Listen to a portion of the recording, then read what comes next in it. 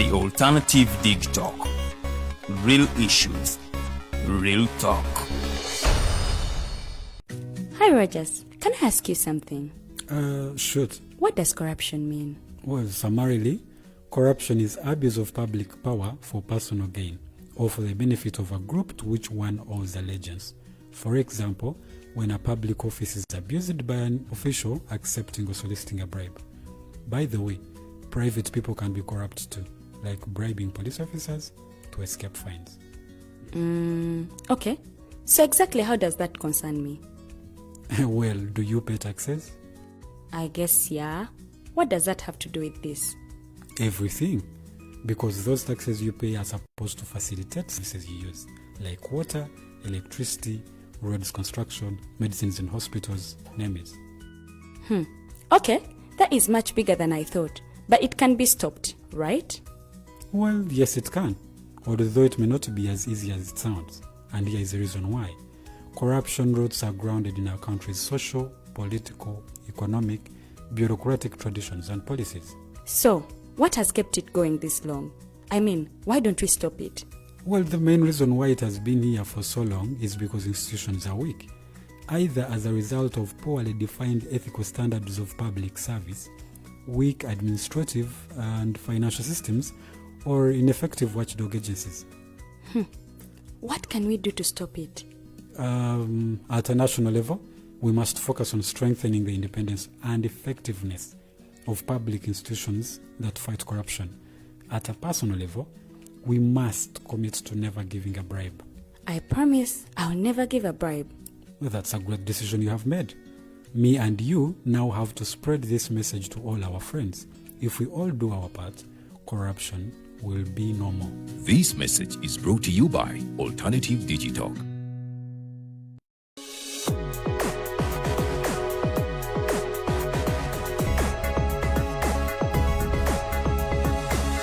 The Alternative Dig Talk.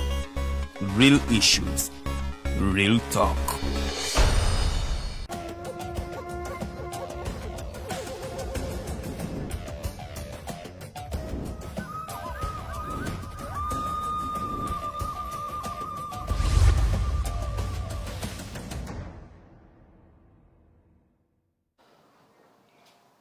A warm good afternoon and very, very welcome to the Interface Show, ladies and gentlemen.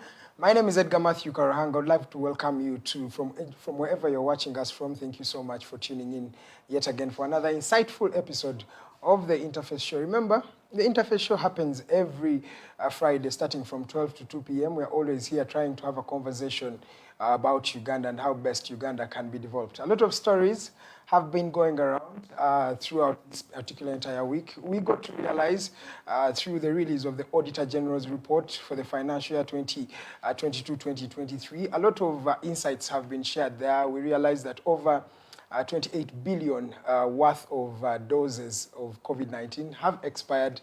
I don't know what that really means. We got to find out about ghost employees, things that are not new to Uganda's dispensation. But the question is, the Auditor General brings out these reports, but what is there or what has been changed over time? Is this just something we do ceremonially, or it is something we need to really put pertinent emphasis about? We shall be delving into that story later on.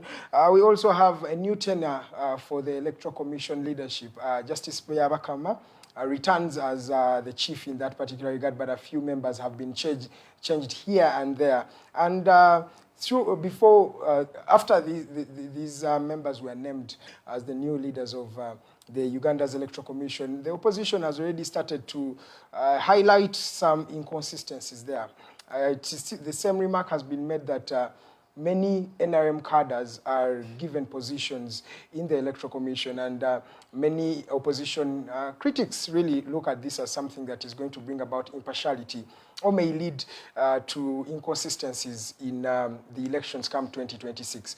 But even as we talk about that, the Constitutional Review Commission, through the Minister for Constitutional Affairs, Norbert Mao, has confirmed yet again that there is no money for this commission to actually do their due diligence. Many people thought that there would be a constitutional review ahead of the 2026 elections, But up to now, nothing has been done. And of course, the Constitutional Review Commission, as highlighted by the minister, there is no money for that particular body. So what else can we do about this particular thing? And of course, the Minister for Karamoja Affairs, Mary Goreti Kitutu, came out to apologize to the president personally for the fracas that was experienced earlier last year when the mabati that belonged, or the iron sheets that belonged to the people of Karamoja were misused and given out inappropriately to people who are not the real beneficiaries. So what does this really entail? Does this mean the minister and her colleagues were guilty of this particular issue? And of course, what is the president going to be doing about this? Oh, can we just say we forgive her and let it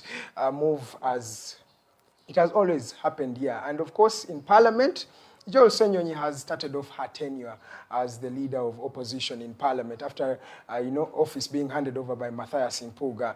And of course, as he's starting his new tenure, he is tasked with a lot of issues therein, starting with the Auditor General's report that was handed in the very same day when this gentleman was receiving office as the leader of opposition in Parliament. There are a lot of stories. On the international scene, we had the Rapid Support Forces leader, that is Hamdan Dagalo from Sudan, here in Kampala. And he has been touring various countries all over Africa. He was in Kenya where he was welcomed ceremonially. And many people are thinking this person is having war in his home country, fighting what you may call a legitimate government.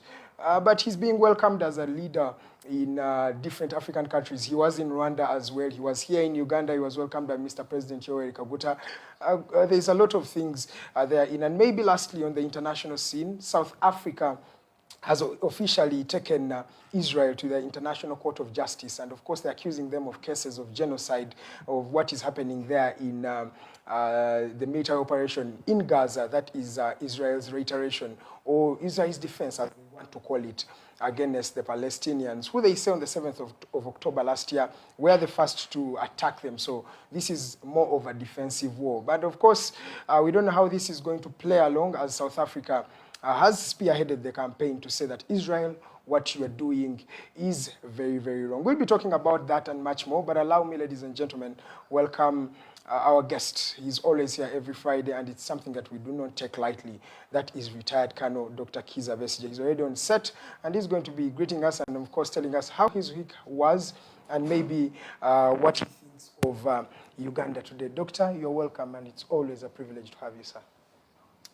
Thank you very much, Edgar, and always glad to be here these Fridays. A very good afternoon to all the digital audience, wherever you are joining into this interface program today. I hope you've had a good week. And, I know also that there are many who are going through all kinds of challenges.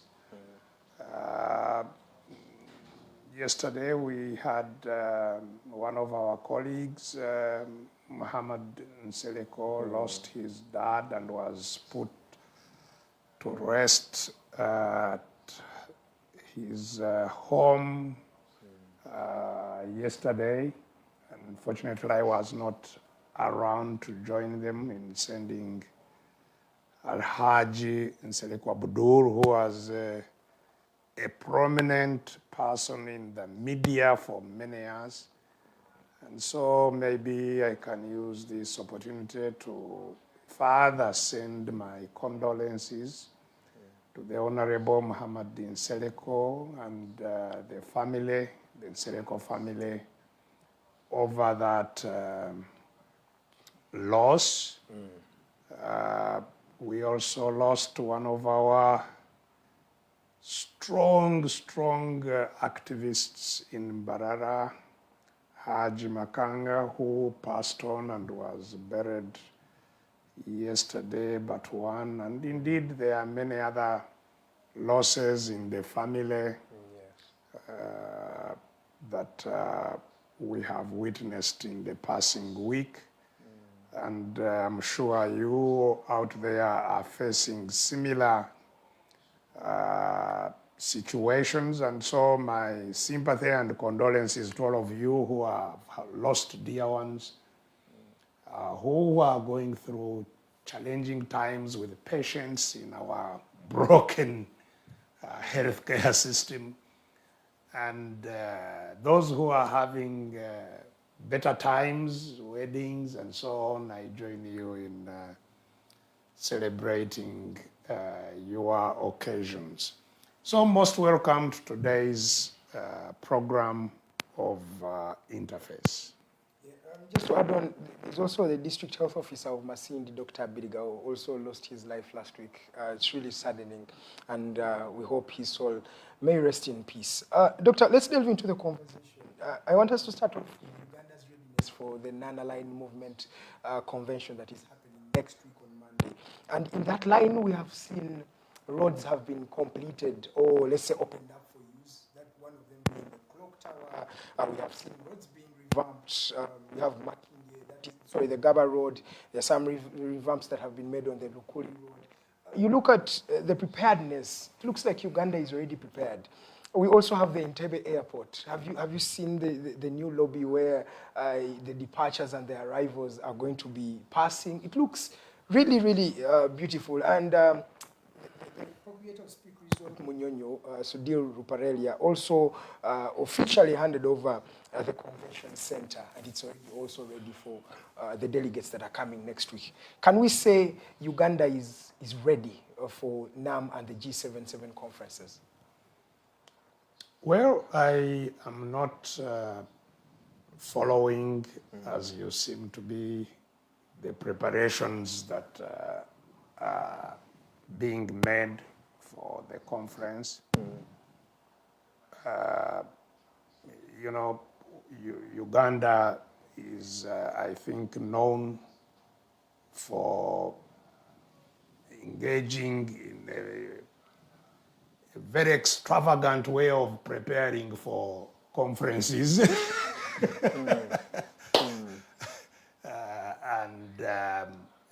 Conferences are notorious here in Uganda as periods of plunder and looting by the organizers. I think we are conversant with what happened in Chogam. Chogam is very well known for a lot of corruption and real abuse of office and told abuse of office. You remember we had schools here like Shimon, the Shimon schools, which were very many schools that were critical for many people's lives. You know, we had thousands of kids studying at those Shimon schools, which were summarily removed in preparation for Chogam, because the Chogam hotels were supposed to be built where Shimoni schools were. Kids' lives were, disorganized. Parents got into chaotic situations over their children. Those Chogam hotels, of course, have never happened. Instead, we have one office block that was eventually, after a very long time, constructed there, not by the people who were given the land to construct the Chogam hotels, but they sold it, I think, through many other hands. It was just a gimmick of taking over public land and turning it into some private commercial activity. And similar things happened over that Chogam. That's, of course, when Munyonyo Conference Center was started. Yes. Over that same Chogam. A lot of money, public money, was invested in the conference facilities. I don't know whether you, whose money was invested in Munyonyo, have any idea what your returns are from those Munyonyo public investments. At least what we know is that for the last 10 years, it has been making losses. Yes, and just ahead of this conference, money was hurriedly approved to go into further investments into Munyonyo for this conference. So these conferences, what they are known for is last minute pressure on the public purse, on the public money to help organize for visitors, buying new vehicles at exorbitant prices, hiring this, hiring that. Ahead of the Chogam, there was in the notorious beautification of Kampala, roads and planting flowers, I don't know, costed how many billions. You can't trace any of those beautified things that were made then. The little things, the sprinklings that happened have since all disappeared. So these conferences are really a pain. And what is the benefit? There was a lot of drumming of how Ugandans were going to benefit from Chogam, how, tourists are going to flood, and how the visitors themselves are going to leave a lot of dollars here. Nothing. I did not hear of anyone celebrating the Chogam dollars that came with the conference. On the contrary, people, as I have said, suffered. Apart from the teachers and the students and the parents whom I was talking about, that were greatly inconvenienced by the removal of the Shimon schools and the colleges. You have people, because they want Kampala to look decent, who are removed from their businesses, though the people who operate along streets, the street vendors, the people who are struggling for. One would say that's the cost of development. Isn't that the cost of development? Yes, so this is what you are interrogating. So those people are going to have no income at all. And what is their benefit? That's the cost. You see, if you have a cost, you must have a benefit. So for all the people, even now, there are people already being thrown off their businesses, those who are walking along the streets through which the visitors may pass. It's a road reserve, Doctor. I feel you're biased. Yes, but it's a road reserve. Yes, but it has always been, hasn't it? Yes. So what has changed over these conference days that people must go hungry? Because it has always been a road reserve. That it So is how illegal. It is illegal for them to work from those it areas. has always been illegal. So why were you tolerating the illegality until the visitors come, and then all these people have to go hungry, have to go to be thrown out of their homes, their businesses destroyed roughly, and so on and so forth. So what I'm saying, I'm talking about what ordinary people experience when such a conference comes. I'm talking about the cost. Yes. And I'm interrogating I'm questioning whether there is what the benefits themselves are. You'll find that there is a budget. Actually, you and me, we are going to pay for the residencies of these visitors. What one would expect is that hotels and people, money would be flowing in. And that's what they say in their propaganda, people are bringing in money. The dollars. When actually they are squeezing money from our pockets were squeezed empty a long time ago. They are borrowing on our behalf to look after these visitors, who, frankly, I doubt will leave anything here, because Doctor, of course, they are worried about their security. Understandably, Uganda is. There are many people waiting to grab their phones and all this kind of thing.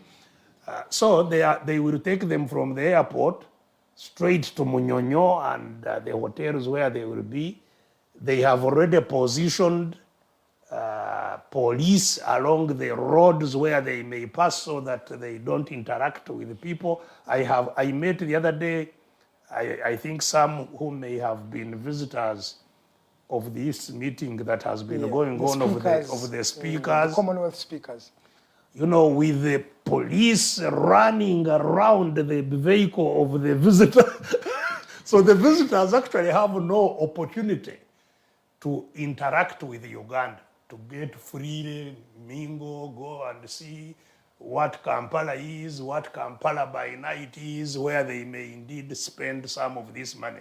They are treated as if they are living in a country at war, the way they are guarded and carried around. And but we saw some of them touring some destinations like the Queen Elizabeth National Park. Yes, they will be herded there, again, with their police and whatever, and at our cost. All those vehicles running up and down, guarding them, we are paying for them, not those visitors.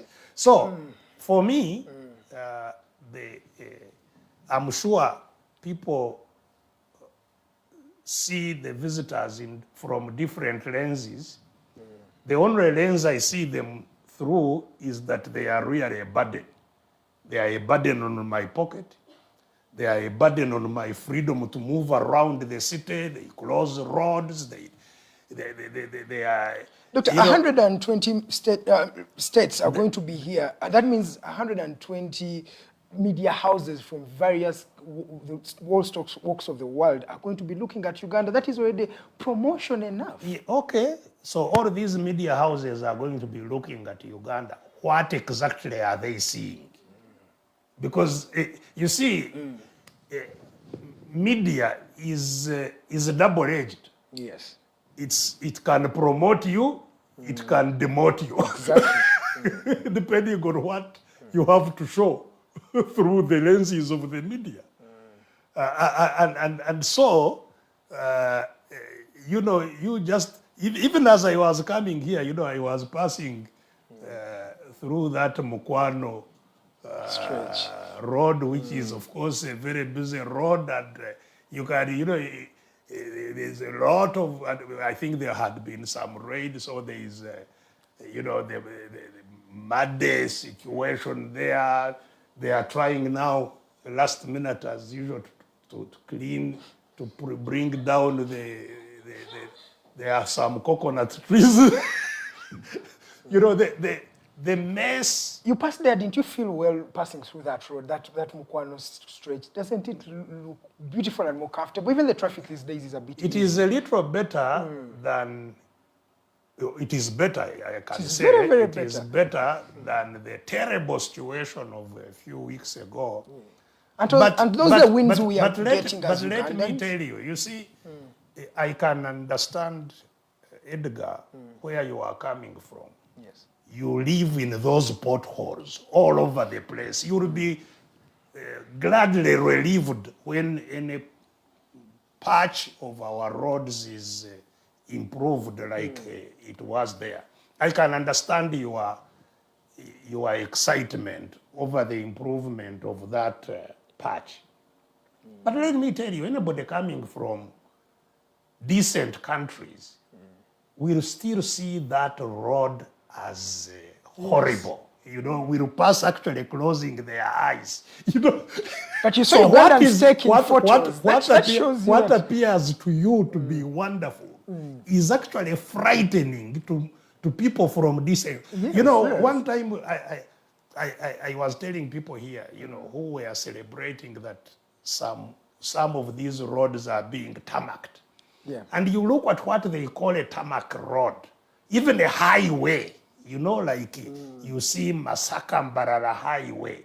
that road, anybody from decent countries yes. will be terrified traveling along that road, just a small patch of tarmac on which all this traffic is competing to pass. But Doctor, it's a privilege for Uganda. Precisely. Exactly. Precisely. Yes. So, but you are not talking about Uganda, you are talking about the cameras from 120 countries looking at this terrible little place. Yes. You know, whether it's a promotion or a demotion, you know, you are looking at and you know, foreigners will be interested to read the media, see what is going on in the media, and capture a sense of what is in the country, you know, and the news that they are going to see in the media is what will promote the country or demote it. And so you know, you as a journalist, if you were among those cameras from the 120 countries, I don't know whether you would go back with you know, a glowing image of where you have been and anxious to invite people to come to this kind of place. Let me tell you, one of the biggest discouraging factors for any visitor to come to any country is seeing heavily armed people everywhere. That is, you know, anybody who wants to be a visitor in any country and comes and sees, you know, all these passes, sees, you know, all these guns right from the airport, you know, sees tear gas trucks positioned at every roundabout, Mamba, these ugly looking military vehicles, they call Mambas and so on, position, says, where have I come? Wait a moment, I am in trouble. You know, so we are our own enemies. You know, the fact that we have, and we, you know, you see, you know, people in government unashamedly saying, you know, this is the security that has been ushered. When you are displaying insecurity, because that's what is at display, that you are really an insecure place. And that does not augur well. And of course, in our case, these visitors are coming, you know, shortly after even that terrible situation in Mwea, where they are, I'm sure those who are informed would have even declined to visit a place where such things happen. So, a conference like one that would bring in many visitors could be an opportunity for the country to indeed showcase itself, for a country to reap from the visitors, from marketing their things and, you know, getting an inflows of money. But I am completely convinced that our conferences don't achieve that. And indeed, we should task the government to show the cost benefit. What is the cost benefit? Because you are talking about the airport and the improvements that have happened at the airport. At what cost? You know, the cost is important. We are talking about the expressway to Entebbe, which is still holding the gold trophy as the most expensively constructed road in the world. Yes. You know, whose money? Our money. So, you know, the other day I was complaining. I woke up and found my good bunches of matoke stolen. Yes. And I was really bitter because I have been looking after them and expecting to enjoy them. Yes. and I said, and the purpose of my message was not so much that I had lost Matoke, but that is rampant throughout the country, that people are sleeping in their gardens, guarding their food, guarding their goats, that they won't be taken at night, guarding their cows, because we are living in a country where thieves are all over the place looking for the slightest thing to take. And, the reason we have that kind of desperate population, which has now been degenerated in their morals to go to that extent of stealing. You have a phone, they take it away. You have a bunch of matoke, they grab it. You have a goat, a goat is taken and so on. The reason we are there is what you call these developments, that there is an airport. You find that airport could have built 10 airports, the cost. The money coming from these people who are now on the wall, they tax them, but don't take anything back to them. So someone is stealing matoke to try and buy medicine because his wife is sick at home, cannot access health care. He does not have a job, so he must go steal a matoke, sell it at 20,000, buy medicine for the wife. So this is structure. And this is why I said the person who is really stealing my matoke is Museveni. It's not, yes, it's not this poor fellow in the village, because the poor fellow in the village who is stealing matoke had his own wealth stolen. His wealth is being stolen daily. Is being sacked. He has been rendered a thief by the Museveni administration. And that therefore, really, we should not run after these thieves primarily. We should run after those who have created the thieves. You see? So, yes, there is some shiny new lobby at the airport. At what cost?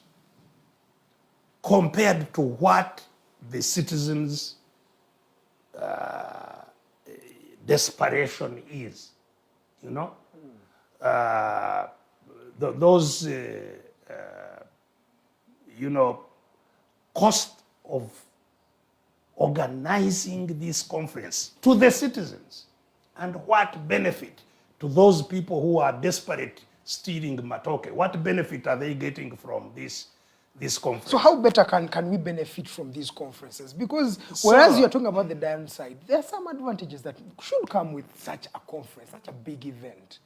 Don't you think so? So I'm not even, well, the conference hasn't yet happened. You are talking about 120 countries or whatever. We don't even know how many will come, because again, you invite people, you don't know. Because a conference, you see, like NAM, what is NAM? And I don't know whether even Ugandans are interrogating. What is this conference? What is the content of the conference itself? Because what is non-aligned movement today? What is it? Because it seems everybody is aligned somewhere. Yes, so what is, because non-aligned movement, you see, was formed primarily by the young countries who were dominated by the big brothers, by the big fellows. They were collecting their voice to resist dominance, to decolonize areas which were still colonized by those big brothers, to say everybody should be free. So the non-aligned movement had a decolonization agenda, had an agenda against imperial power, imperialism, had an agenda against unfair international relations, you know, which are still going on, of course. The Security Council, that you have 5 countries that can stop any decision of the world. Yes.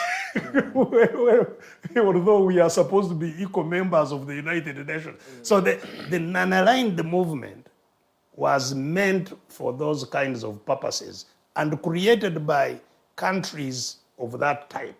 You know, India, Indonesia, Egypt, you know, the countries like Yugoslavia. Yugoslavia is no longer there even now, you know, and those types of countries.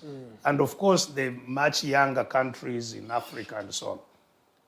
But now, India, which was, as I've said, a prominent member of the Nonaligned movement, India is itself now one of the members of alignment, exactly. Because the BRICS are also aligning in a certain way. Aligned. So what exactly are we hosting? Even that is not being interrogated, apart from even the benefit that it brings. So even the hype, we are going to get 100 and I don't know how many people, that is even yet to be seen, who actually turns up. I have been seeing in the media that they expect about 40 heads of state. Of course, 40 heads of state could even come from our neighborhood here. You know, Africa has 50-something. And increasingly, what was non-aligned movement fighting against international hegemony has degenerated into the most notorious dictatorships. These which are called non-aligned, they are non-aligned dictators. The greatest majority of them should be in prison. The terrible dictators that they are gathering, you know. So exactly what are they gathering to do? To protect each other against their citizens? Are the citizens of these non-aligned countries the one, is it their interests that are on the table? What exactly is this? You see, Ugandans need to interrogate this. And indeed, the entire free world needs to interrogate.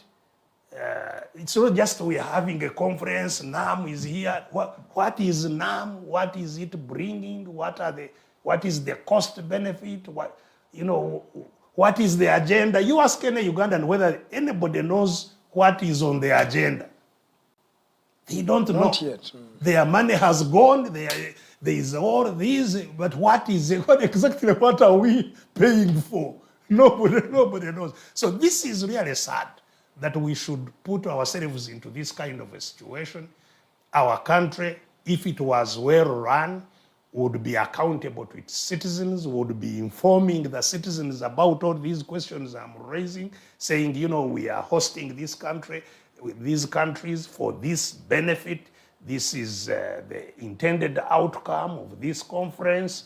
We are lobbying. But the whole purpose, I understand, is that at the end of the conference, Mr. Museveni will be made chairman of the non-aligned movement. Chairman to achieve what?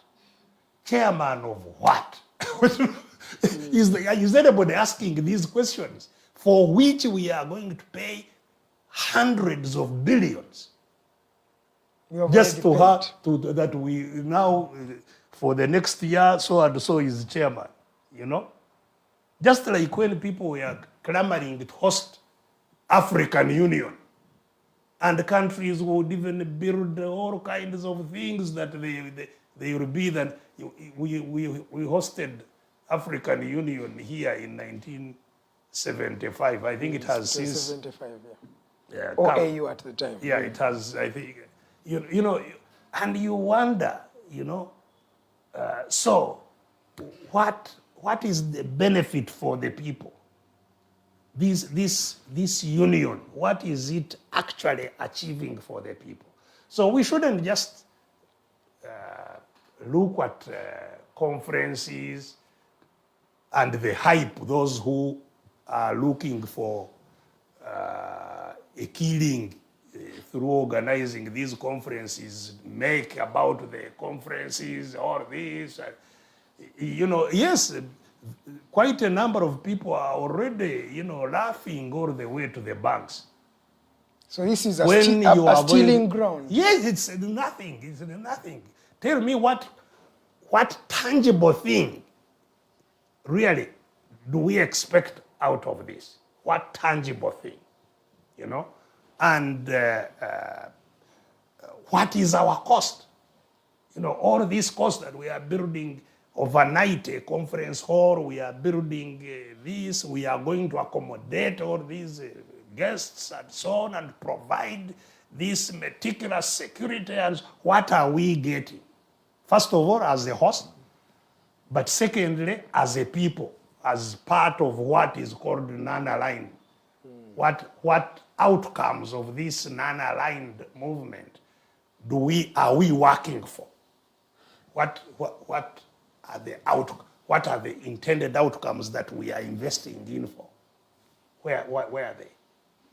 These are the questions that especially you people in the media should be vigorously putting forward and demanding answers for.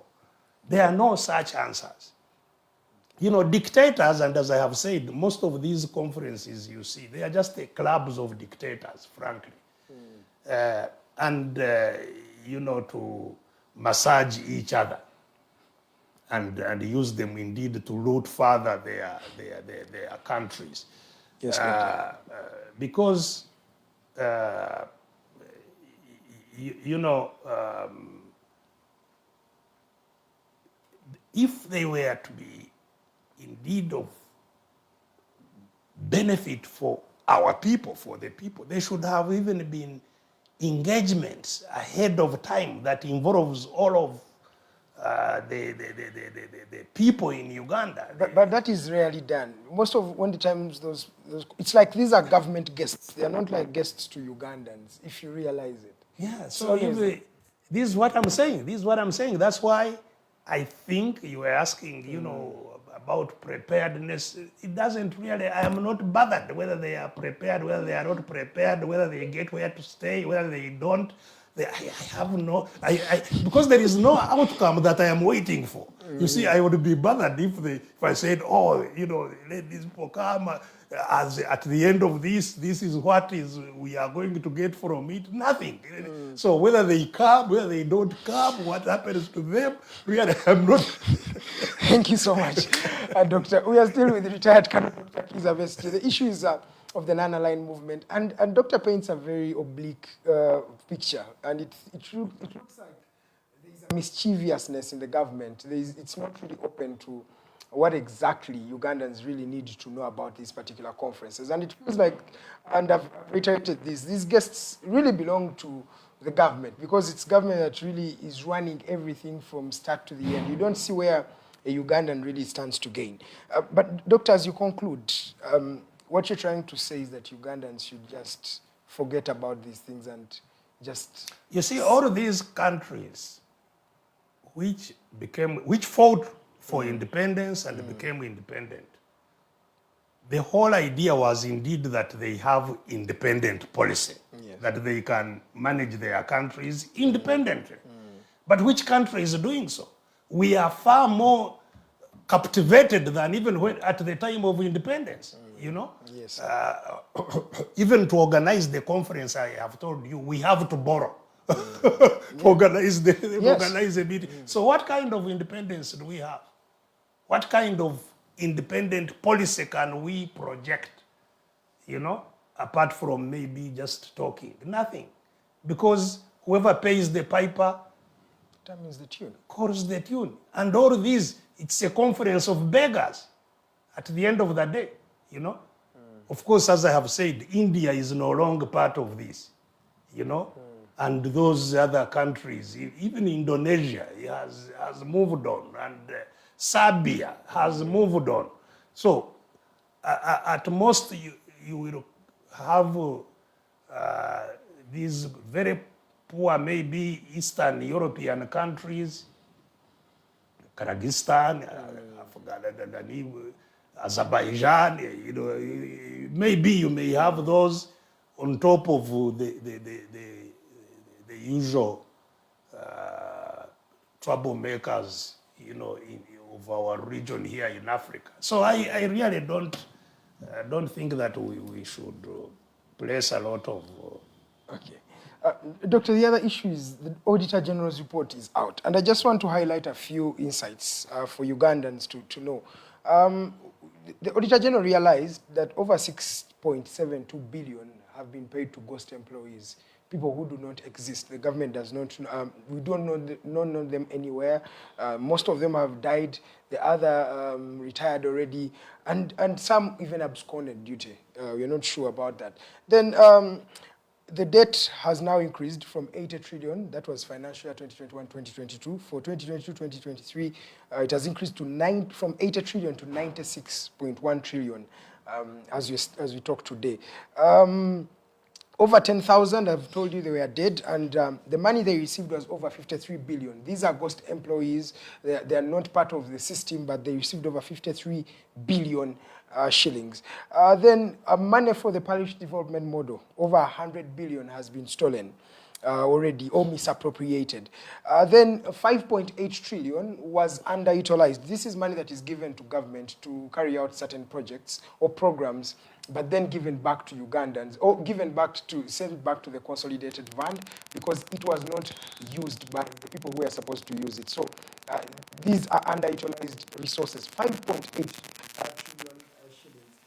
Then also something sad to realize that in over 222 expired courses are being taught in over 5 universities in this country. They're expired, but they're continuing to teach these things. So the question is, these are just a few insights, but it's very, very detailed. You can just look through the different departments of government agencies. You'll see a lot of inappropriation of Ugandan funds. But one thing that is still the common denominator here, Doctor, is that the corruption still remains. No, it is not remains. It is the system of government. This is what... it looks like a system. This is what we have said time and time again.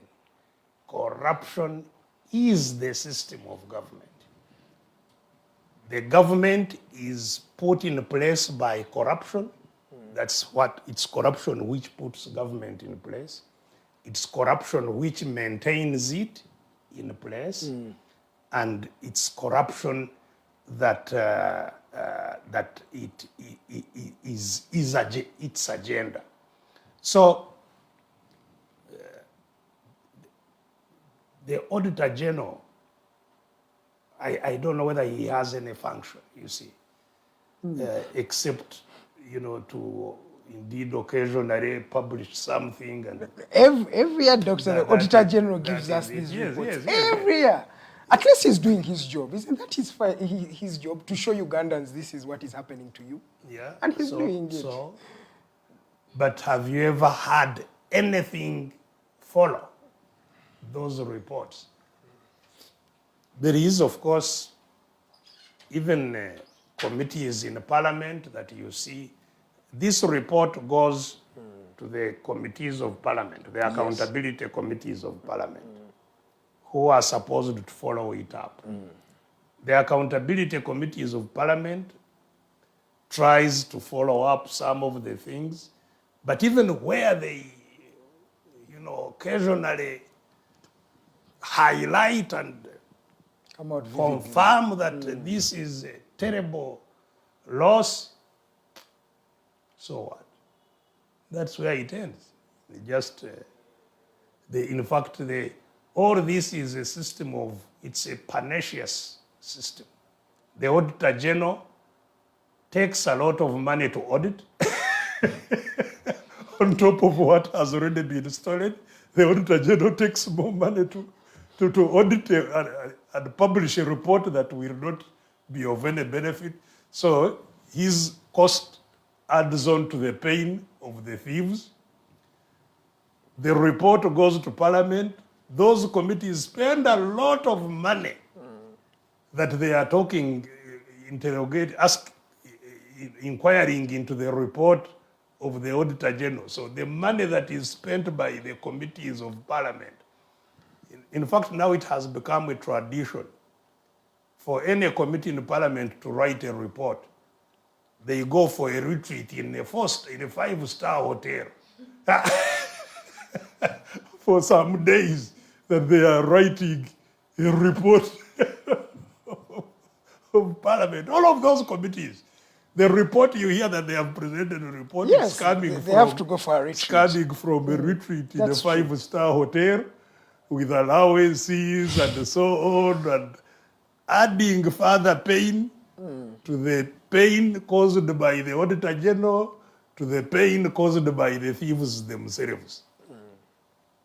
And then they publish those reports, and that is the end. So I don't know whether even all these motions are really necessary or worth it. And they are born out of living in a lie. We have accepted to live in a lie that there are some kind of state institutions, that there is a democratic, that Uganda is a democratic country owned by citizens who espouse institutions to run it on their behalf. You know? Because the Auditor General is an Auditor General of the population. Yeah, for Ugandans. Check on their money. So the whole lie is that the country belongs to the people and that they have put institutions to manage it for them and account to them. Yeah. That is the biggest lie we must purge. We must disabuse of ourselves. Because people don't have power. We have said this time and again. Everybody knows, you know, these fellows, I've told you, who have been turned now into either beggars or petty thieves. That's what the whole country has been turned into. They don't own or control Uganda. They are just, you know, abused by the people who control the country. So this is a country of Mr. Museveni and family. All the money that we call public money and public assets are his assets. He is sovereign. I don't know how many times we will have to explain this for people to get it into their heads, that the sovereign in Uganda is not the people of Uganda, it's Mr. Museveni and his family. He's the sovereign. And therefore, all public, what should be public assets are his assets. And therefore, accountability is to him, not to the people of Uganda. That's why Chitutu is apologizing to the owner of the Mabati, not to the people of Uganda. The controller, the owner, the manager, the sovereign is Mr. Museveni and the family. As long as you don't,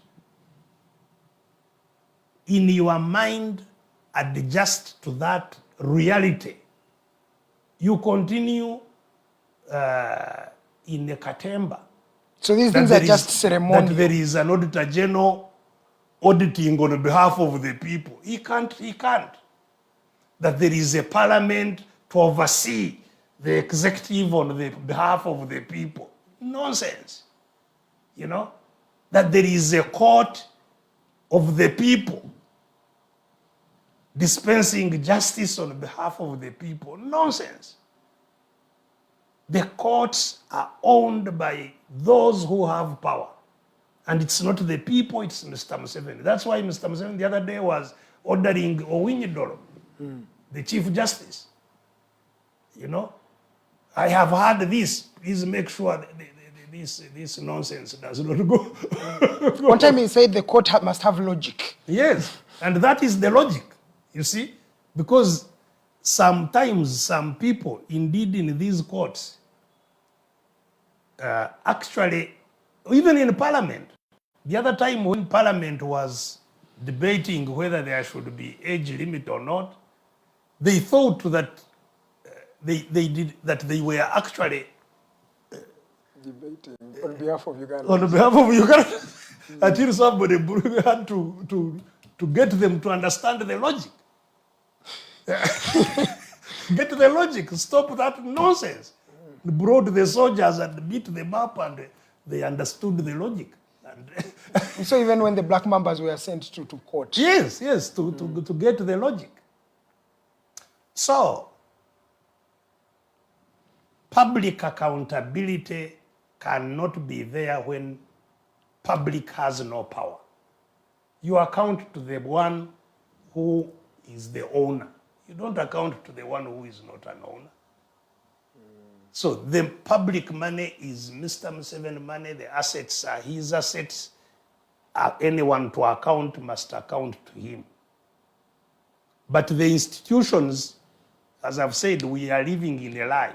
So we have institutions that are not fit for the situation in which they exist.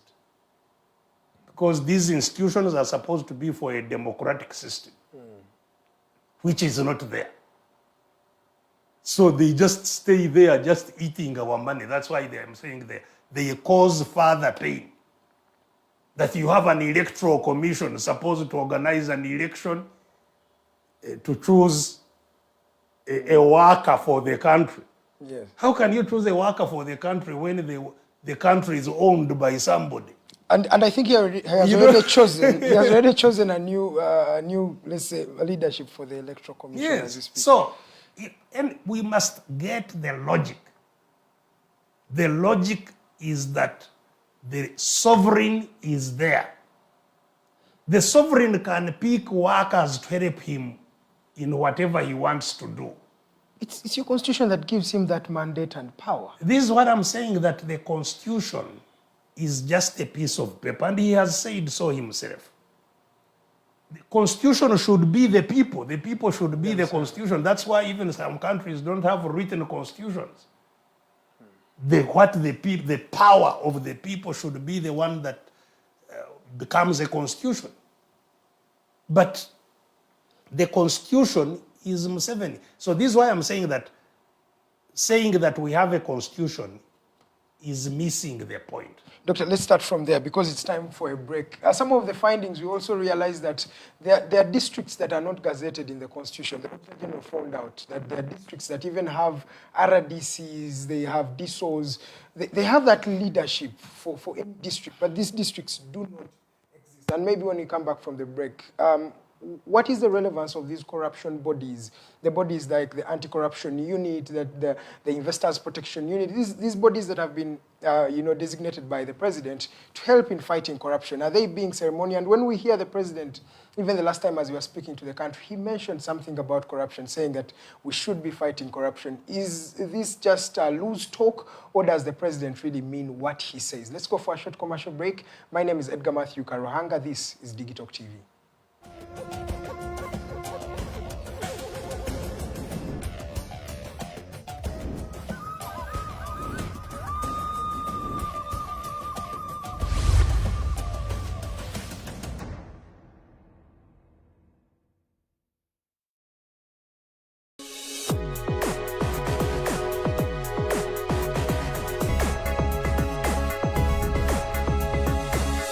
The Alternative Dig Talk.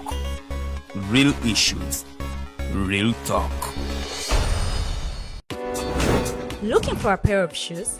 Less Up Stores has a wide range of selection for unisex footwear. We have the best quality of all brands at pocket-friendly prices, and we make deliveries countrywide. Just place your order or reach us on 0772 08 00 90. You can also check up at Less Up stores on all our social media platforms. Less Up, craft your own footprints.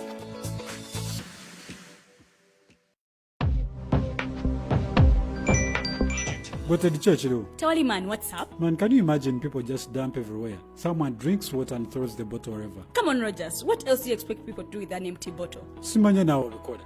Do you know that plastics take at least 450 years to decompose? What? That's a long time. Exactly. Because plastics are made out of a lightweight and flexible material that doesn't decompose easily. And plastics everywhere in the environment cause plastic pollution. What is plastic pollution now? It is the accumulation of plastic waste in the environment, like bottles, polythene bags, straws. All of these contribute to plastic pollution. I have been using them without knowing their effect. Yeah, a lot of people have. Plastics are a danger to the ecosystem, both on land and in water. So how can we overcome this problem? Is there something we can do? Oh yes, we can reduce by minimizing the use of plastics, reuse by repurposing them, or recycle by collecting and processing them into new products. Everyone wants to change the world, but no one wants to change themselves for the world. How about we change our habits for the world? And it starts with me and you. This message is brought to you by Alternative Digitalk.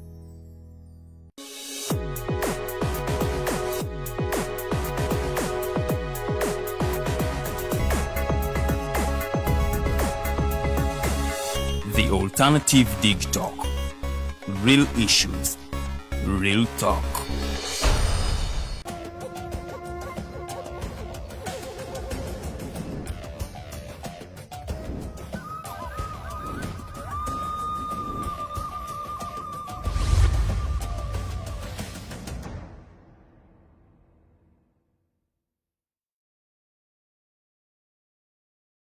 Minutes past 1 p.m. Thank you so much for tuning in. I have a couple of messages coming through. Feel free to send them. I'll be reading them subsequently as we continue with the conversation. We were still talking about the corruption tendencies that have been highlighted by the Auditor General's report for the financial year 2022-2023.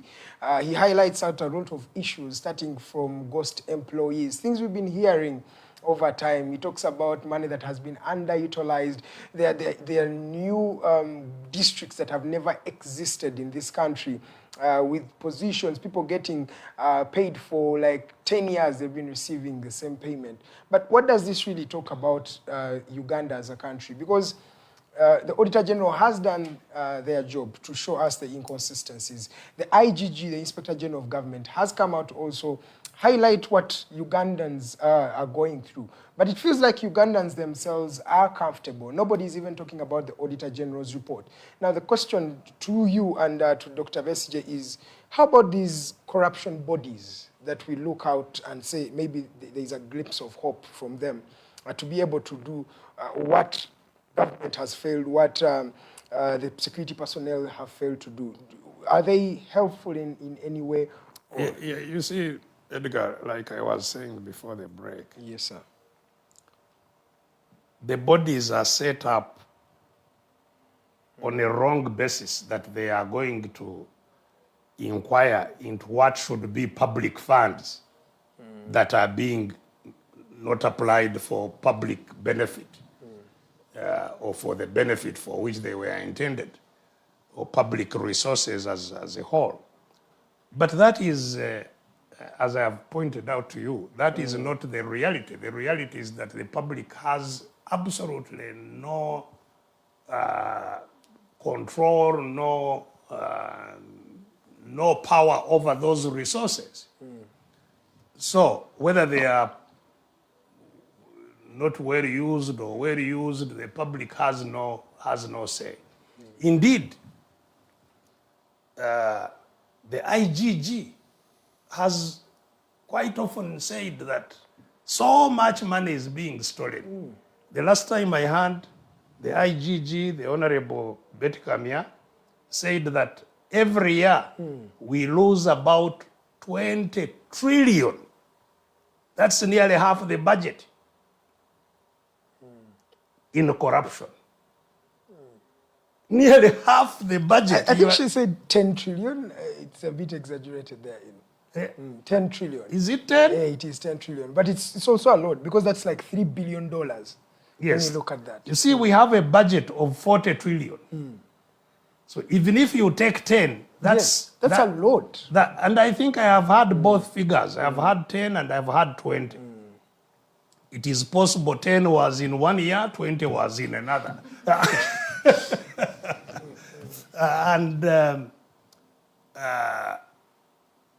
And nothing, and she was also saying so, this is all I can do. It's up to you. When the president sets up these bodies, the anti-corruption unit, the investors protection unit, what is he really doing? I think he's doing two things. One, public relations. Because as I've said, he lives in a lie, in a system of a lie. In a system where power should belong to the people, but when it belongs to him. So he's trying to create,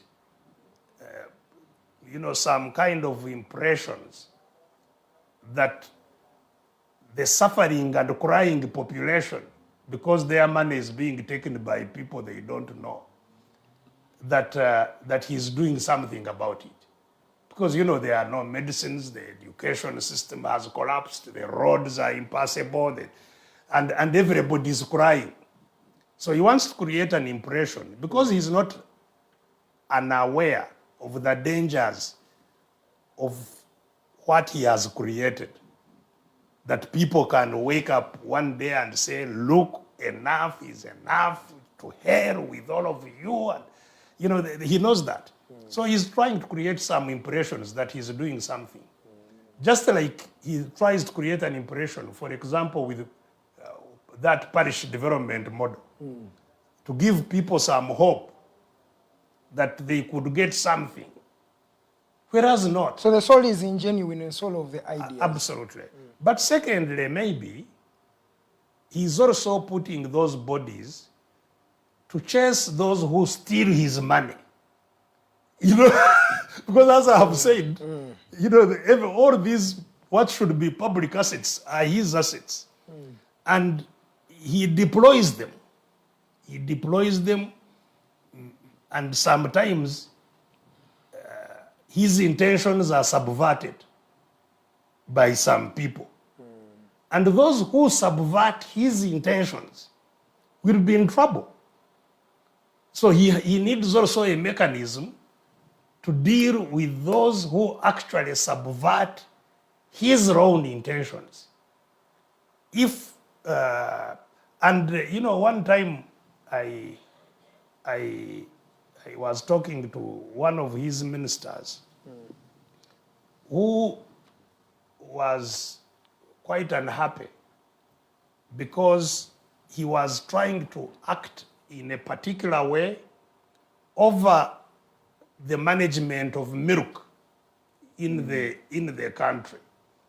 And he had a different view of how that should be managed and where money should go, which was not according to the intention of the owner of the money. Yes. And he needs mechanisms to see whether his real intentions are being implemented. And if they are not implemented, if you are not implementing his real intentions, whether you are corrupt or not corrupt, you are going to be in hot soup. You will even be accused of corruption purely because you have not done what the master wants. You'll be accused of corruption, you'll go to jail for many years because you have not done what the master wants. And so he wants also, I think, a mechanism that will help him in case such a thing happens, take the concerned people through the motions of taking them to Ruzira. Because he would appear indeed rather unusual to be the one to send people to prison. So he wants a mechanism through which those he wants punished can actually be punished. And indeed, from time to time, some people get punished. Those he wants to get punished. You've seen even his own close associates, the vice president was in prison. Yes, 2007. Yes, not because the vice president had done the most outrageous thing, or the people like Mukula, when Mukula was still talkative, he said he could also become a president. But there are also his close comrades, the Jimmy Wenzis, yes, and there will be a purpose why he sends those to prison. So he wants an outfit that can be used to send to prison those he wants imprisoned. Okay. Not the corrupt as such, that they are institutions to hunt the corrupt and deal with corruption. No. And that's why even when Betty came here, you remember, when she said she is starting a lifestyle audit. Yes. To check on how people actually get the money they have. Museveni didn't even wait for her to finish her speech. He interfered with her speech. He said, hey, stop there.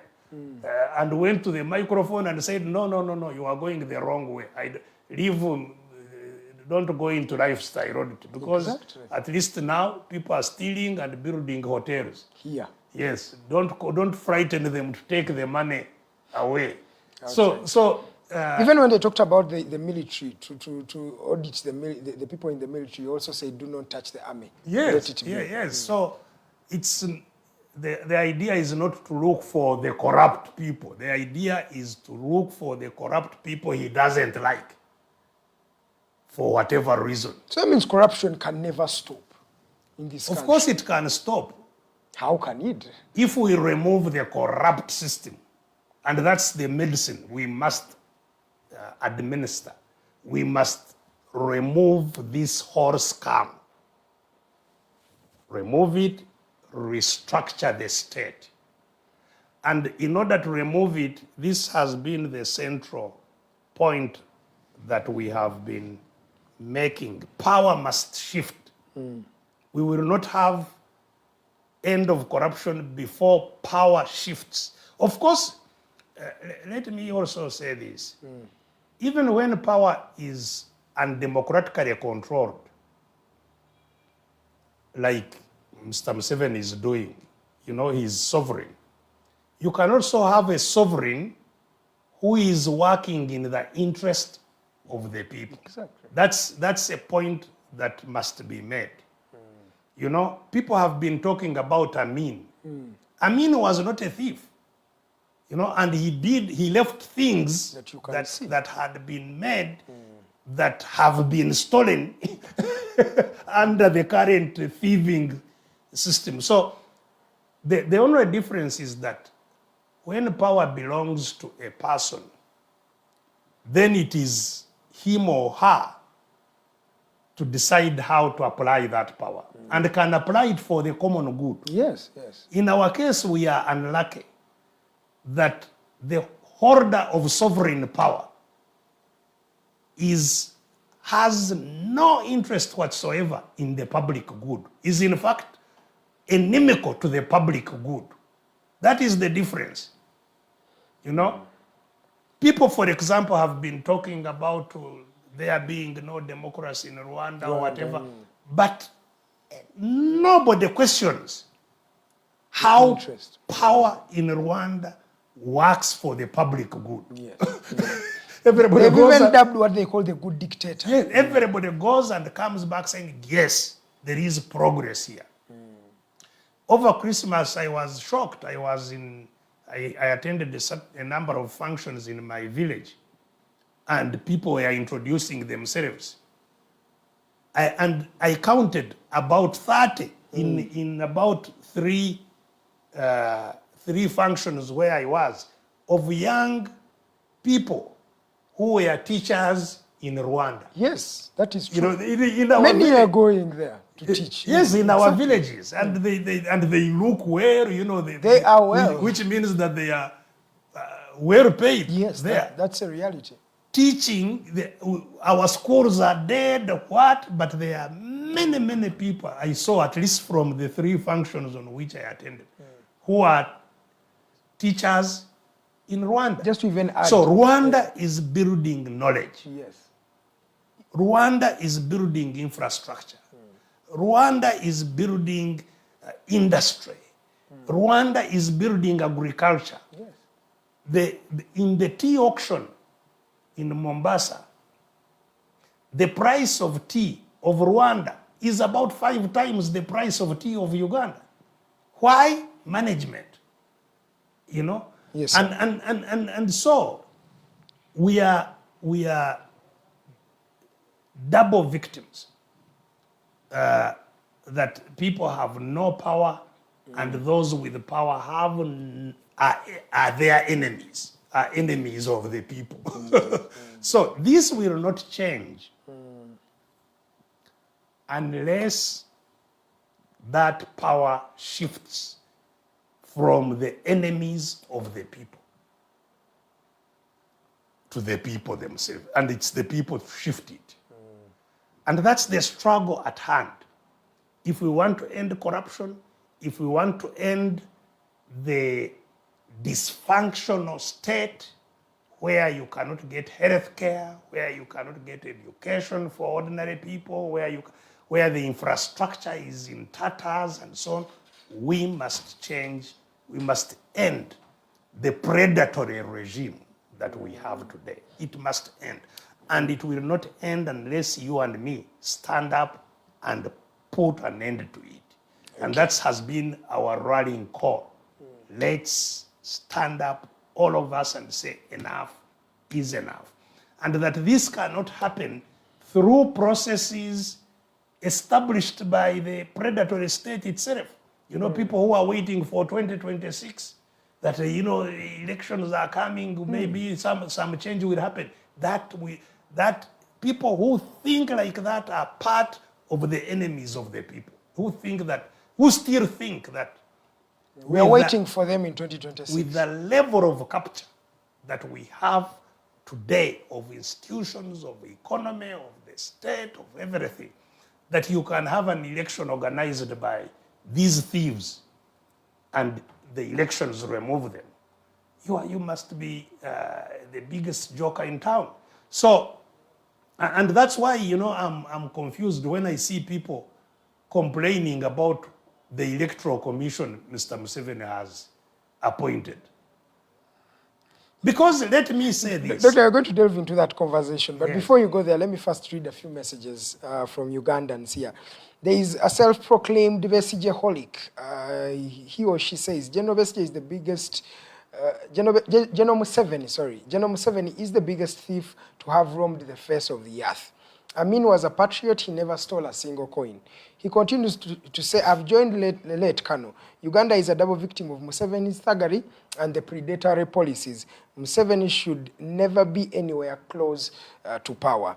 And Natamba Leo says, does Museveni know that he is not wanted? I also don't know. There is Yaya Mugoya Hassin, he says absolutely. Then Andrew Gwang says, Mister, listen and understand carefully.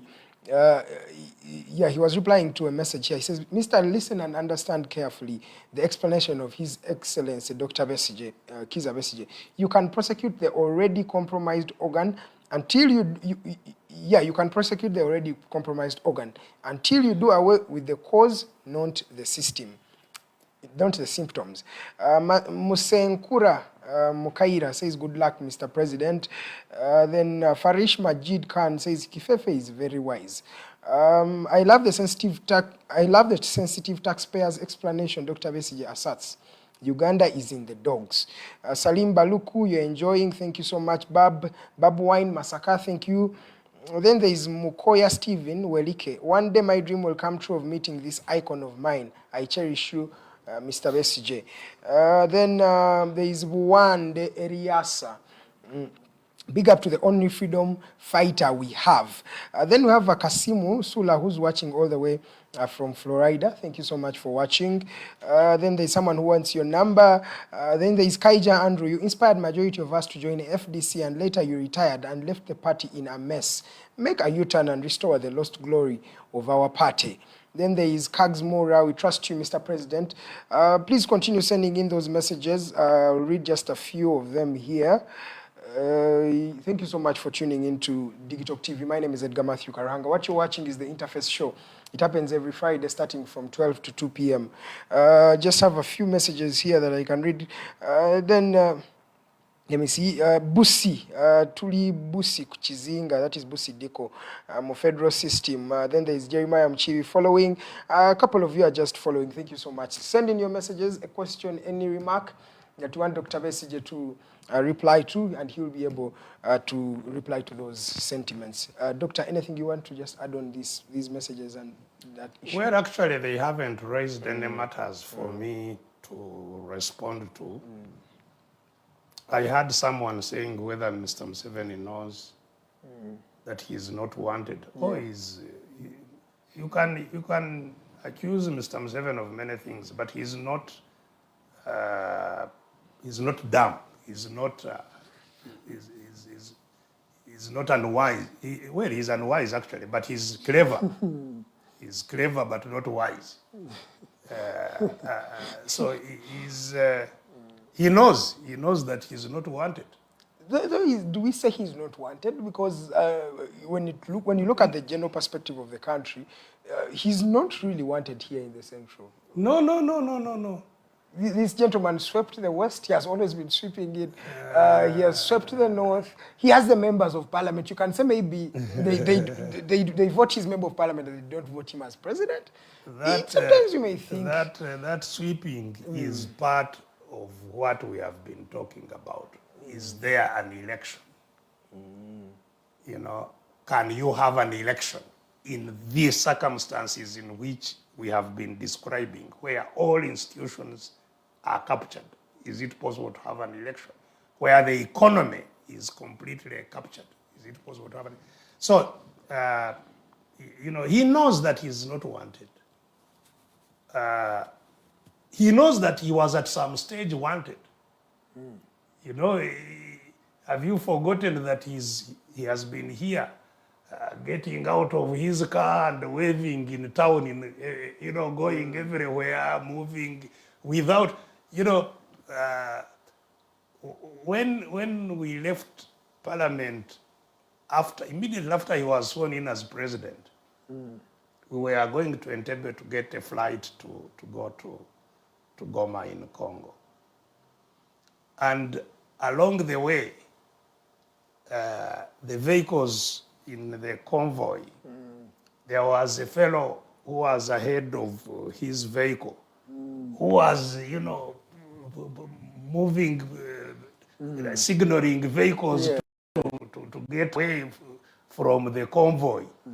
And he stopped the whole convoy and nearly, sent him off to walk back to said, how can you disturb wananchi? Why should you disturb wananchi because I am going to Entebbe? Even Musora writes in his book. Now, not only is the whole road closed when he is passing, but even you can't stand nearby the road. So he knows that he's not wanted.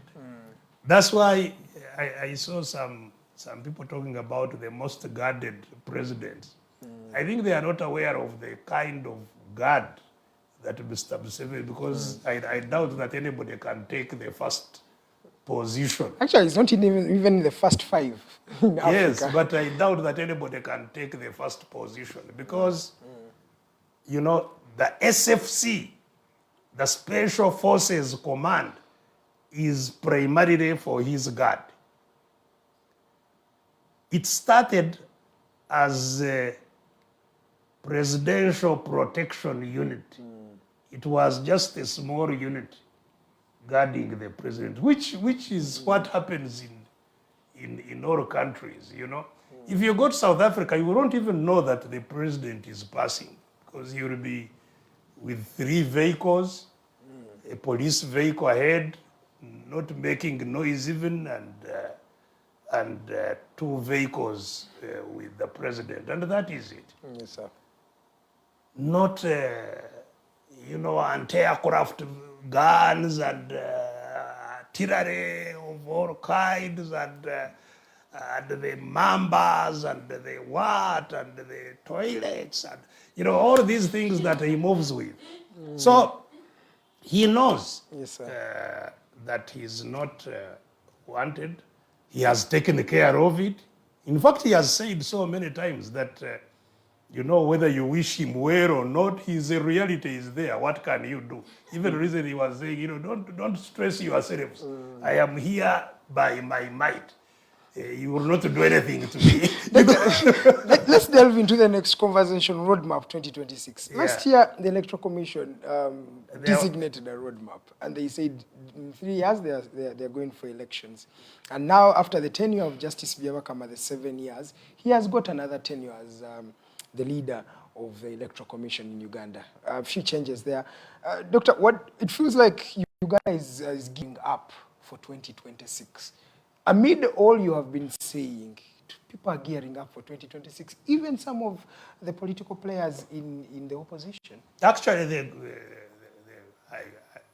if my assessment is correct, most of the players, including the opposition, are, in one or another focused on the next election. And that's why they attract my strongest condemnation. Because it's very, very clear that the Museveni-Byabakama roadmap cannot be a roadmap to freedom. It can't. It's a roadmap to more of the same. And if Ugandans want freedom, as I have said, first they must shift power, not leaders. You see, an election is supposed to choose a leader. What Uganda wants is not just a change of a leader, no. It's change of power from being held by a person to being held by the population. That is not achieved by an election. An election is just supposed to select a manager. What Uganda is looking for is not selection of a manager. It's having power to select a manager.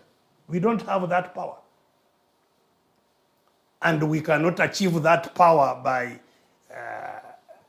the one who has it organizing for us to have it. No.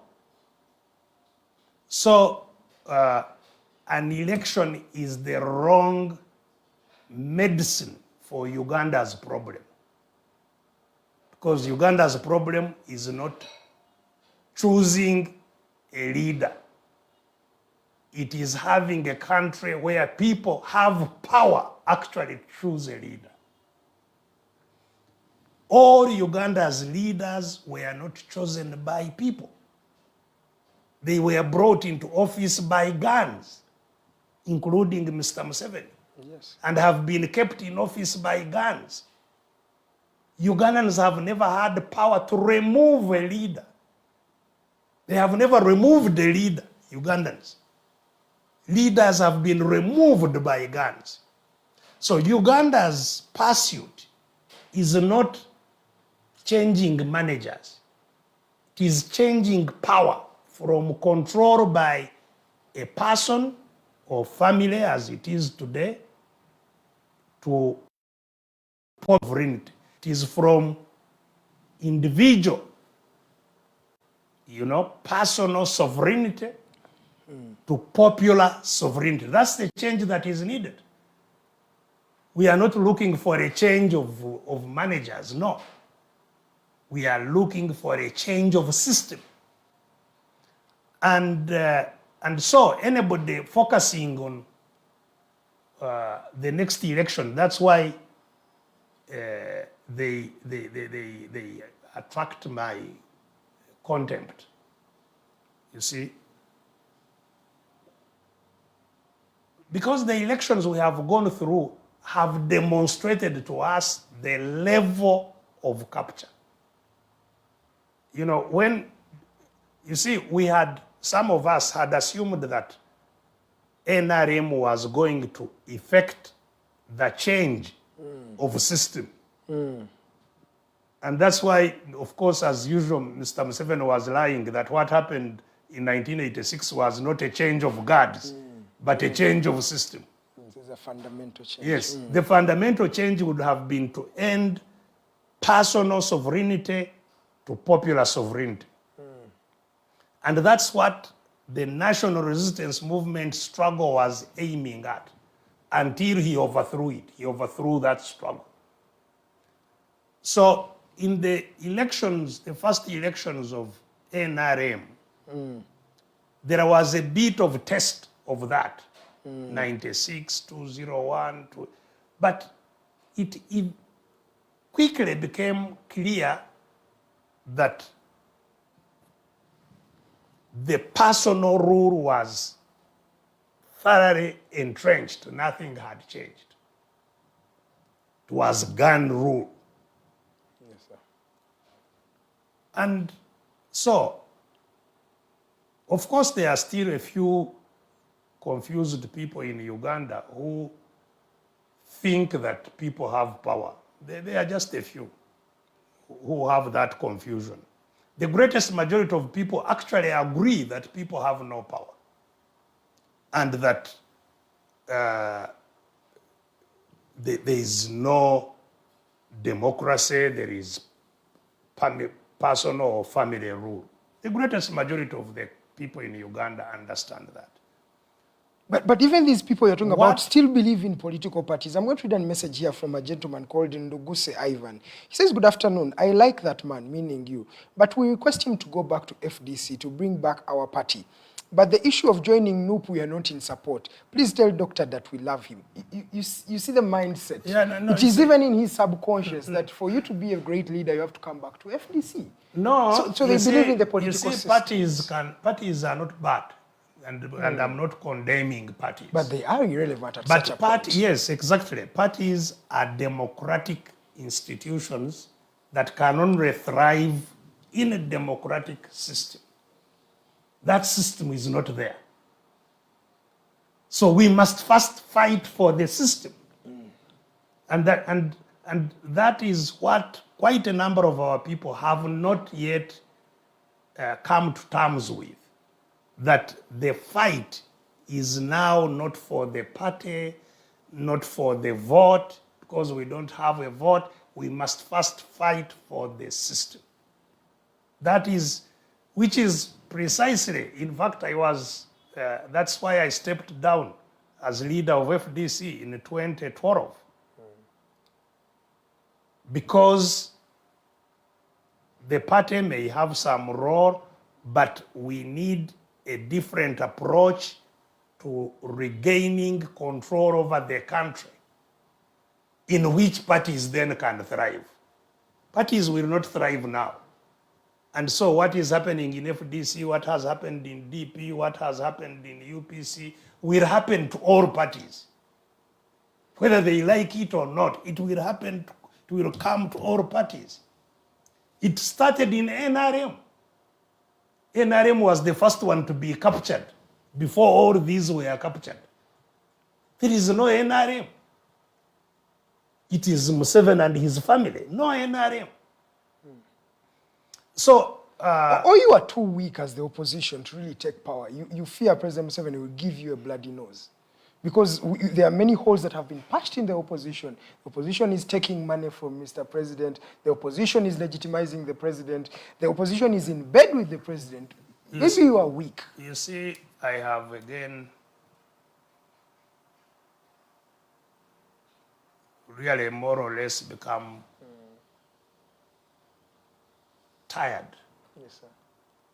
of explaining that there is a difference between leaders of parties and the people of Uganda.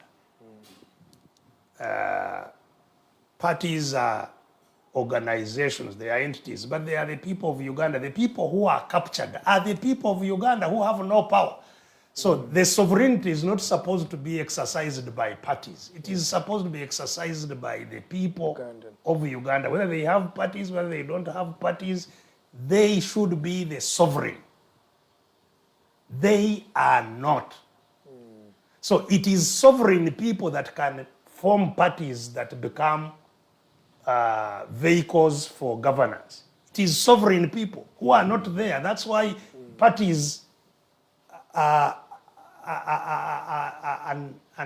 unviable, because the sovereign people are not there. This is why I'm saying that the people have to fight for sovereignty first. So the problem is not those who are, yes, and they are a problem, but they are not the solution. The solution is not the elite groups that that may be from time to time colluding with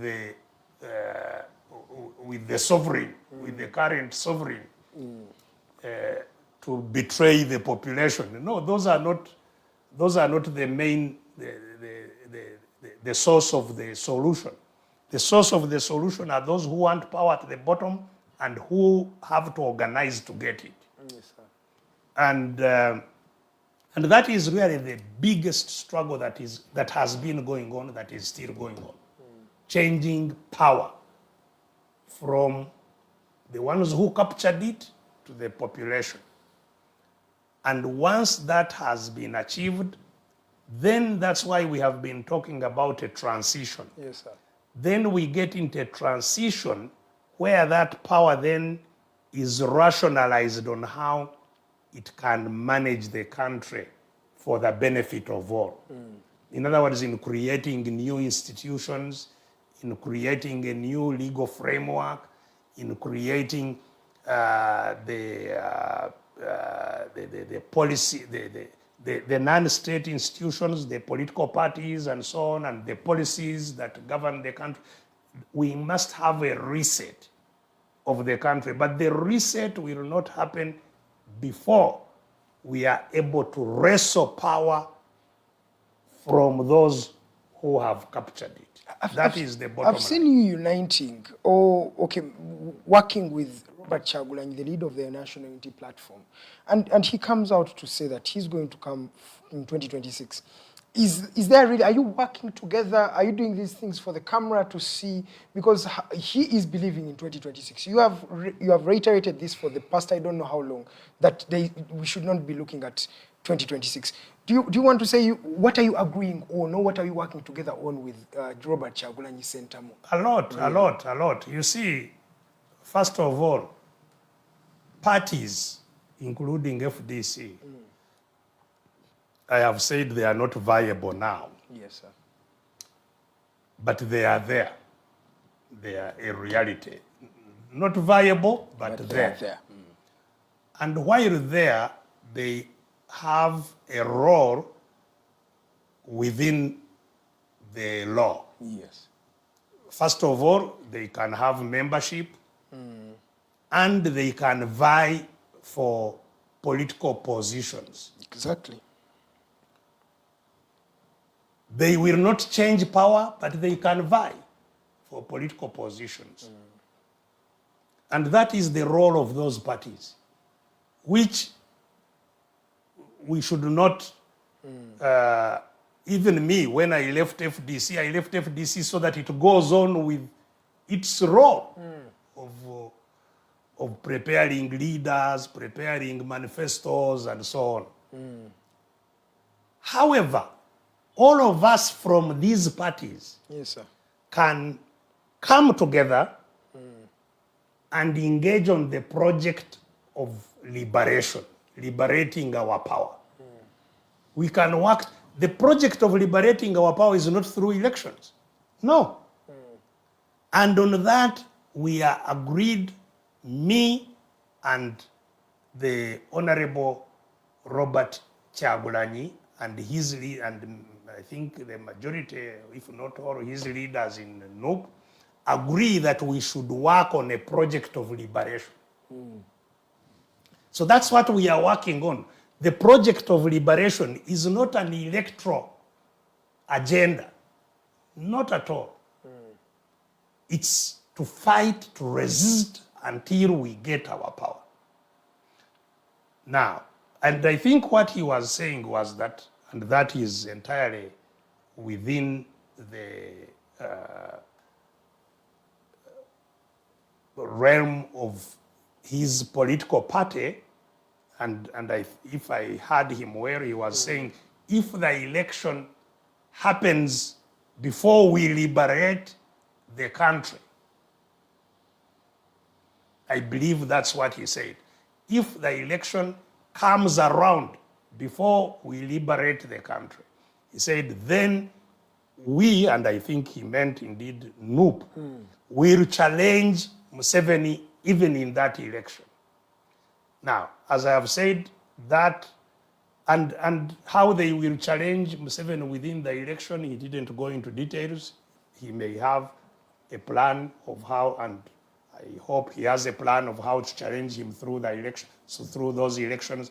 But I don't think that the Honorable Kyagulanyi, or anybody in NUP, or anybody in these parties, can still think that even when those challenges are raised, that they will be announced as winners. That, I think, is nobody. So that means these people are having their own individual interests. Which The people interests? of NUP, in terms of the members of parliament, who will get more positions again, they will get... No, you see, but... You see, things no, like no, that. no, no, no. You And see, that means you're no, legitimizing no, no, the no, system. No, no, no. You see, a struggle is not linear. It's not just go in one line. It can be undertaken by all kinds of things, including those who may throw stones, who may even fire guns at those who are obstructing them. There are many ways in which to struggle. That is for sure. But someone struggling when he's receiving $8,000 a month, is that really a struggle? Yes.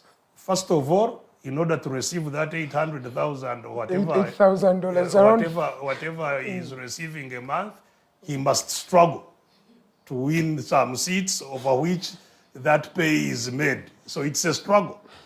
And those seats that they get can be also used to advance the struggle, to create a platform that will inform people about the need to fight and so on.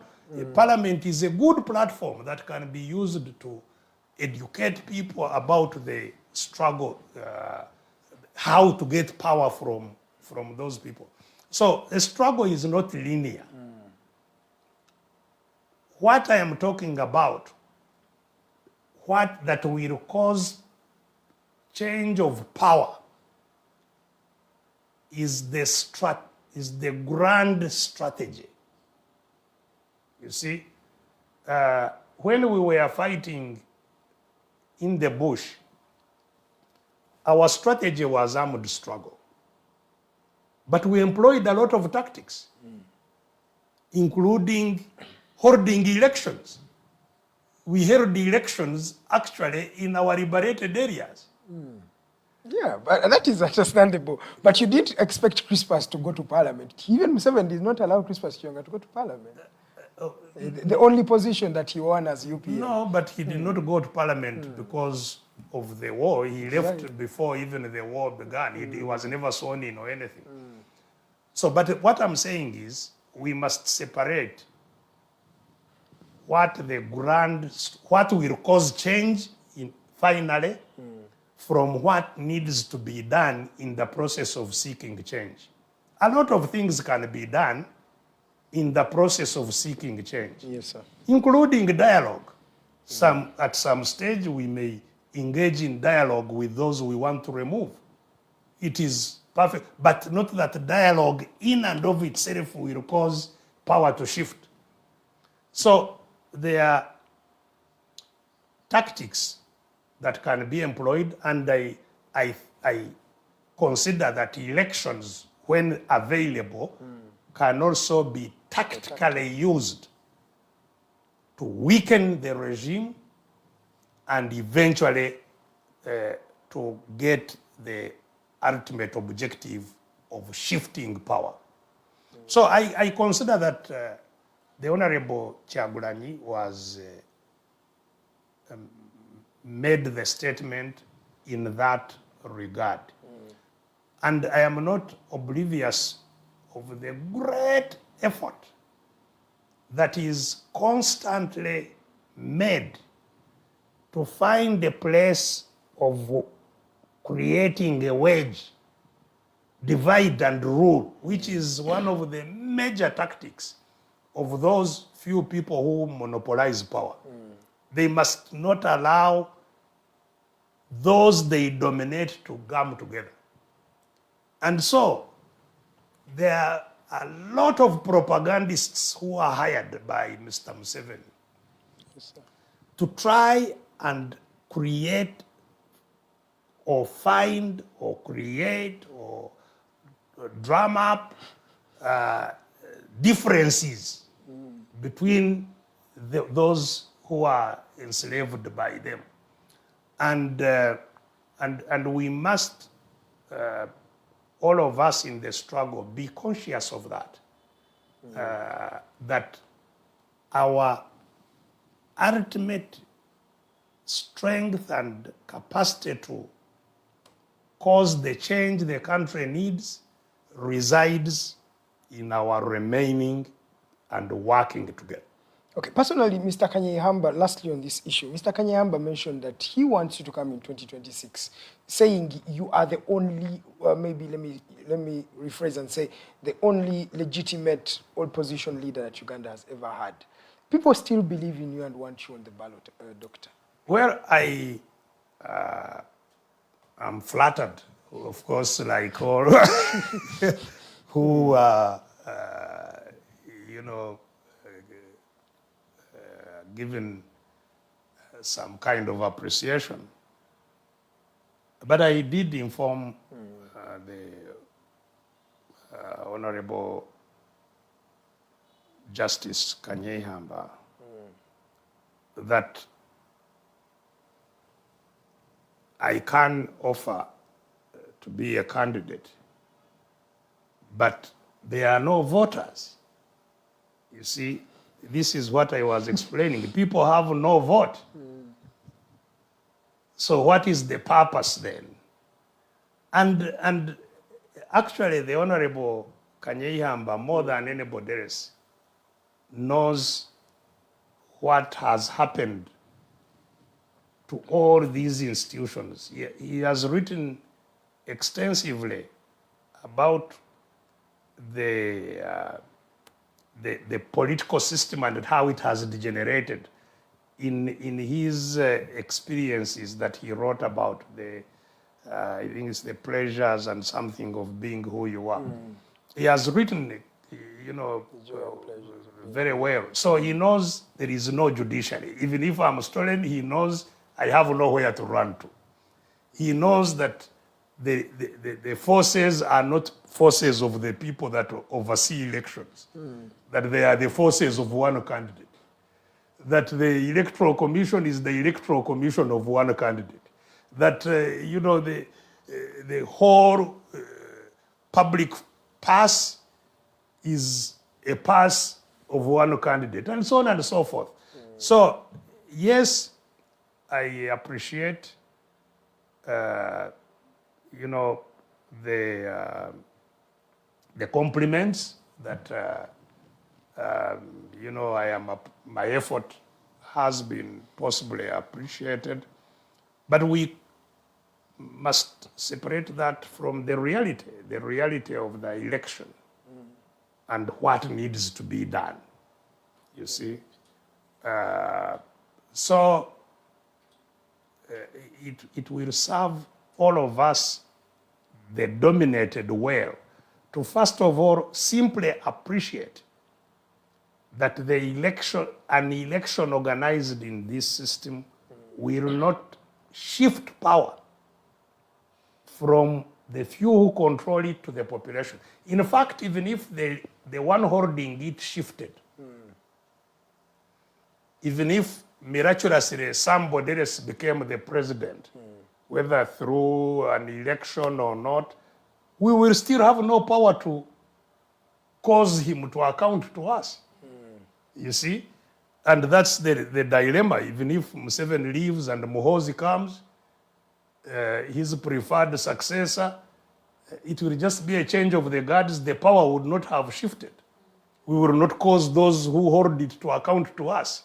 So we will not avoid, tough as it may appear, dangerous as it sometimes looks, we will not avoid a liberation struggle to liberate power from those who hold it, just like we could not avoid the struggle for independence from the British. It was unavoidable if we wanted the country to be governed by ourselves. It is an extension of the same struggle. Okay. We only have black British colonizers. Maybe Dr. Lastly. And we have to fight against them until we get the power to the people. Okay, in these few 8 minutes remaining, FDC Katonga faction is carrying out what you call nationwide engagement or public engagements. What is in for the Katonga faction? What do you seek to find out from the people you're going to ask or you're going to talk to? What exactly do you want? Well, I think the best person to answer that are the leaders of the FDC who are now also operating from Katonga Road. I am not intimately involved in what FDC is doing. Like I have pointed out to you, I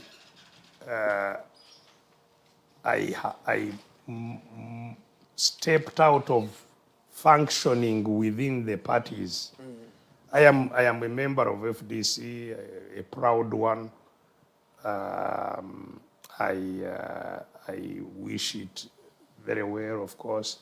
But I have told you the weaknesses within which FDC has to function. Yes. And having noted that, I realized that the best way I can apply myself is to look for all others from anywhere else, not just in FDC, so that we first liberate the country. That's my undivided focus. We must liberate power from those who captured it to the population and restructure the country, restructure the power in the transition. And if that is done, and I am still alive, possibly I would organize the biggest celebration that I would have enjoyed as a living person, and lie in a hammock and just Enjoy yourself. swing for the remaining days in my life. Yeah. But before that happens, my focus is liberation. But I suspect what the leaders and the interim leader, as you know, is Omulodi Salongwelias Lukwago and his colleagues. I believe what the outreach of FDC would be seeking to do, it would be seeking to engage its members and the public to understand what happened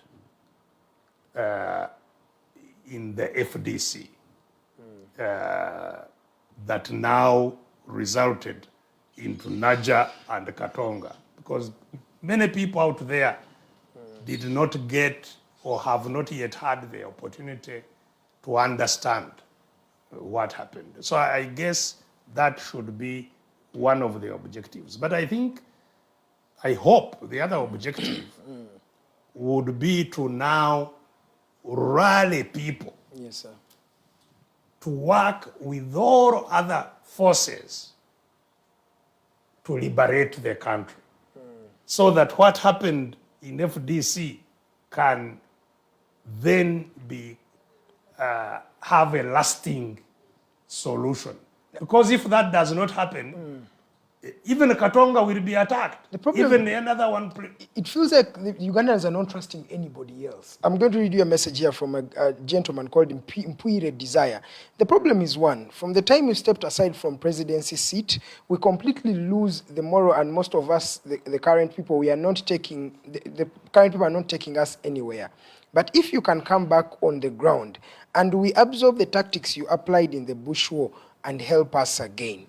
So I am on the ground. I don't know where he wants me to come down to the ground from. I am not in the air. I have never been. I am on the ground. Because everybody feels they can only trust Dr. Besigye. They can't trust any other. No, it's not everybody. Leader. Some people may have those kinds of, as I said, you know, really compliments. Most people even call Chagulanyi want to express. But let me, you see, let me say this, that quite a number of people want me on the ballot in a M7 election. And they believe, and possibly rightly, I don't know, that if I was, then we could put up a very strong campaign and win more seats in parliament, with more councillors, have maybe more, and it's the potential beneficiaries of all those that that are even more eager that I become part of the process of. But does it lead to liberation? You know, that is what we need, all of us, to interrogate. Why, and if it doesn't, why should we focus and wait for 2026 when we can liberate the country this year? So why don't we focus our effort on liberating our country this year? Why should we look at 2026 because and who is coming? And there are many messages here. Mr. Museveni did not wait for the election year. 85. You know, the election year in order to change the politics in Uganda. We don't have to wait for anybody's timetable. We can change the situation here. Yes, and that is the point. And I am available 24/7 to engage with anybody who wants to participate in liberation. Yes, sir. Not in other roadmaps. I want a roadmap to liberation. Doctor, give us your parting shots because we've come to the end of the discussion. Well, an interesting week it has been, with all the developments that we have touched on, and the very many that you talked about that we haven't had the opportunity to touch on.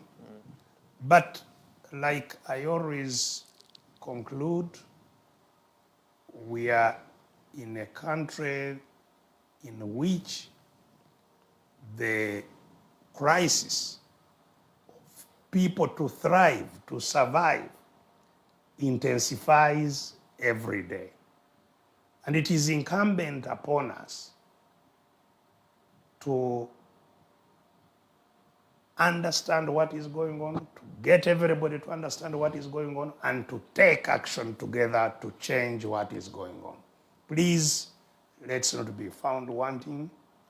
Let's do our citizens' duty of creating a new Uganda.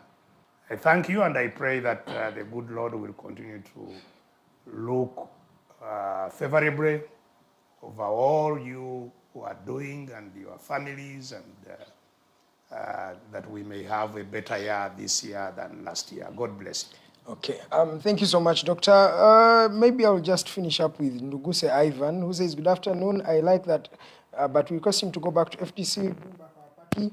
But the issue of joining NUP, you're not in support. I continue to say, we need you to lead us. Actually, we keep asking ourselves why you stepped back. But now you would have been our President, because I remember those days of your tenure in the struggle, government was in fear, but ever since you stepped aside, for sure, we lost the moral. But I think... Well, you had dismissed me, so I don't know whether you want me to come back. Because you already responded to this. I don't know whether you want me to come back. If you can use a minute, you can. If you can. Well, the first thing that I want to make clear to Ndunguse and anybody with a similar view is that I am not joining any other party. I am FDC. I am not joining any other party. I am not taking people to any other party. People can choose if whether they want whom they want to associate with. Okay. The point I am simply making, which if you want a new Uganda, you must reflect on, is that it will not be just one party to liberate the country, that people of different political leanings, people without any political leaning must all work together to procure a new Uganda. Okay, sir. And that is all that I am saying. Okay, it's exactly 2 p.m. Thank you so much for watching. The people who have sent the messages, I know there are many. Thank you so much. Those who have been watching, thank you so much. Please follow us at Digitalk TV, at The Alternative Uganda on Facebook. You can follow Dr. at Retired Karo, Dr. Kizza Besigye. You can see his page there. And of course, you can follow me at Edgar Mathew Karuhanga, Facebook and on Twitter. Thank you so much, Ted, who was on camera, Arnold, our director, and the one in productions. Thank you so much. We shall see you next Friday at exactly 12 midday. Do not miss. See you. Take care of yourself. God bless you, and God bless Uganda.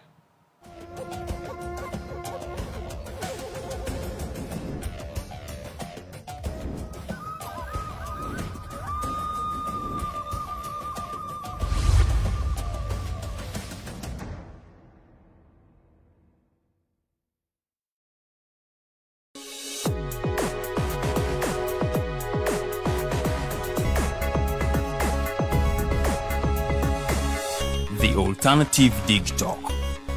Real issues, real talk.